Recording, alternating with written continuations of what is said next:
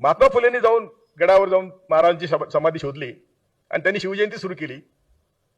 तिला काउंटर म्हणून टिळकांनी गणपती सुरू केला. नंतर शिवजयंती फार पॉप्युलर झाली होती. टिळकांनी गणपती सुरू केला आणि तुमच्या डोक्यामध्ये पुन्हा देवाधर्माचं खूळ घातलं.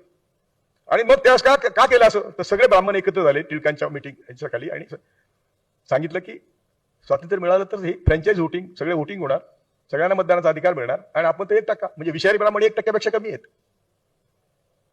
म्हणून तुम्ही ब्राह्मण धर्म सोडा आणि त्याला हिंदू धर्म नाव द्या. बाकी त्यावेळेस आम्ही जाणारच होतो ना.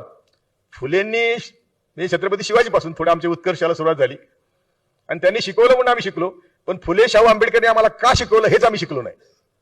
हेच आम्हाला कोणी शिकवलं नाही. फुले शाहू आंबेडकर म्हणत होते की ज्या व्यवस्थेने तुम्हाला हजारो वर्ष शिकू दिलं नाही त्या व्यवस्थेविरुद्ध लढणारे सैनिक तुम्ही तयार व्हाल म्हणून शिका. आम्ही काय केलं? आम्ही आरक्षण मिळालं त्यांच्यातच सामील झालो.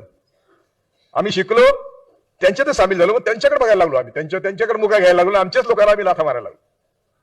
कारण आम्हाला शिकवलंच नाही. अरे बेटा तू शिकला कशासाठी? की ज्या व्यवस्थेने तुला शिकू दिलं नाही, तुझ्या बापजात्यांना शिकू दिलं नाही, संपत्ती ठेवू दिली नाही, त्यांच्या विरुद्ध लढण्यासाठी तुला शिकवलं आम्ही.